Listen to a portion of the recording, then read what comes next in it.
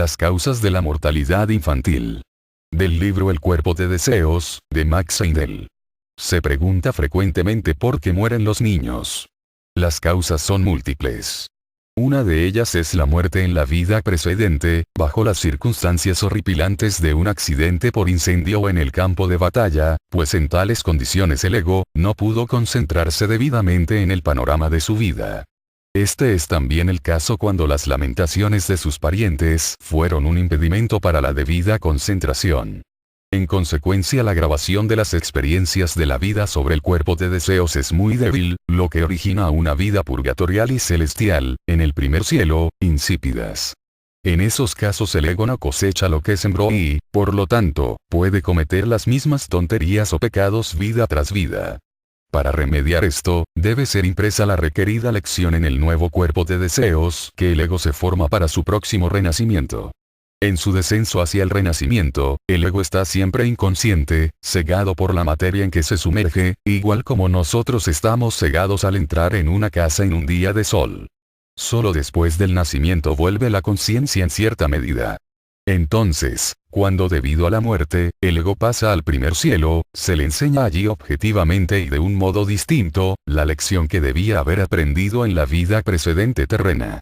Cuando la lección ha sido aprendida e impresa sobre el cuerpo de deseos antenatal, entonces el ego renace sobre la tierra y continúa su desarrollo de la manera ordinaria. Los niños que mueren antes de los 7 años no son responsables ante la ley de consecuencia, pues, solo han nacido con sus cuerpos denso y vital. Aún a los 12 y hasta los 14 años su cuerpo de deseos está en proceso de gestación y como lo que no ha sido vivificado no puede morir, solamente los cuerpos vital y denso son los que se desintegran cuando muere un niño. El cuerpo de deseos y la mente permanecerán hasta el nuevo nacimiento. Por lo tanto, el niño no pasa por todo el camino de un ciclo de vida, que hace el ego habitualmente, sino que asciende directamente al primer cielo, donde aprende las lecciones que necesita y después de esperar allí de 1 a 20 años, renace otra vez, frecuentemente en la misma familia como un hermano o una hermana menor. Entonces, cuando los 3 días y medio que siguen a la muerte transcurren en un ambiente de paz y quietud, el hombre puede concentrarse mucho mejor sobre el panorama de su vida pasada y la grabación sobre el cuerpo de deseos será más profunda y plena que si lo estorbasen con histéricas lamentaciones de los parientes u otras cosas. Sentirá por lo tanto más agudamente en el purgatorio y en el primer cielo, todo el bien o el mal y en vidas posteriores, este sentimiento agudo le hablará en voz clara y terminante. Sin embargo, cuando las lamentaciones de los parientes disturben su atención o cuando el hombre muere en un accidente, sea en una calle llena de gente o en un percance ferroviario o en un incendio teatral o bajo otras circunstancias horripilantes, por supuesto que no habrá entonces ninguna oportunidad para la debida concentración. Tampoco puede concentrarse si lo matan en un campo de batalla. Pero no sería justo que pierda las experiencias de su vida por pasar de este mundo indebidamente y, por lo tanto, la ley de causa y efecto le ofrece una compensación. Generalmente creemos que cuando nace un niño, nace y se acabó. Pero así como durante el periodo de la gestación el cuerpo denso está protegido contra los impactos del mundo externo, dentro de la matriz de su madre, hasta que ha alcanzado la suficiente madurez y desarrollo, como para soportar las condiciones externas, así también ocurre algo similar con el cuerpo vital, el de deseos y la mente, que permanecen en estado de gestación y nacen en periodos posteriores, pues no tienen tras de sí una evolución tan larga como la del cuerpo denso. De ahí que necesiten un tiempo mucho mayor para alcanzar un grado de madurez suficiente para poderse individualizar. El cuerpo vital nace a los 7 años, cuando el periodo de crecimiento excesivo señala su advenimiento. El cuerpo de deseos nace alrededor de los 14 años, que marca el periodo de la pubertad, y la mente nace a los 21 años, cuando el niño se convierte en un hombre o en una mujer mayor de edad. Lo que no ha nacido no puede morir naturalmente, de manera que cuando un niño muere antes del nacimiento de su cuerpo de deseos, pasa directamente al primer cielo del mundo invisible. No puede ascender al segundo y tercer cielo, porque ni la mente ni el cuerpo de deseos han nacido todavía y no pueden morir. De manera que tiene que esperar simplemente en el primer cielo, hasta que se presente una nueva oportunidad para renacer, y si ha muerto en su vida pasada en las horribles circunstancias ya mencionadas, por accidente o en el campo de batalla, o en circunstancias en que sus parientes por sus lamentaciones hicieron imposible que obtuviera una impresión profunda tanto del mal como del bien cumplidos en la vida, como hubiera ocurrido si le hubiesen permitido morir en paz, entonces se le da instrucción cuando muere como un niño en la próxima vida, en lo relativo al efecto de las pasiones y de los deseos, de manera que pueda aprender así las lecciones que debió haber aprendido en la vida purgatorial, si hubiera podido quedar al morir sin perturbaciones. Entonces renace con el debido desenvolvimiento de su conciencia, para que pueda continuar su evolución. Debido a que en el pasado el hombre era muy guerrero y no cuidaba mucho a los parientes que pasaban al otro mundo, y por ignorancia hacía largos velatorios para los que habían muerto en su lecho, los que eran pocos en comparación con los muertos en el campo de batalla, debido a todo eso, forzosamente había ya y todavía mucha mortalidad infantil. Pero a medida que la humanidad llegue a un mejor entendimiento de las cosas y comprenda que en ningún momento somos a tal grado los guardianes de nuestros hermanos como cuando ellos se van de este mundo, y podemos ayudarlos enormemente quedándonos quietos y rezando, cuando comprendamos todo esto, entonces, la mortalidad infantil no existirá en tan gran escala como ahora. Esto se hace comprensible si consideramos la apacible acción del cuerpo vital, comparándola con la del cuerpo de deseos, en un acceso de cólera, como cuando lo observamos en un hombre que pierde todo control de sí mismo. Bajo tales condiciones los músculos se ponen duros y la energía nerviosa se expande con una aceleración matadora, con el resultado que después de una explosión tan violenta, el cuerpo denso puede quedarse postrado durante semanas. El trabajo más pesado no acarrea tanta fatiga, como un acceso de ira. También un niño concebido en un acceso de pasión bajo la tendencia cristalizadora de la naturaleza de deseos, vive naturalmente un corto tiempo. El cuerpo de deseos se convierte en árbitro del destino del hombre en el purgatorio y en el primer cielo.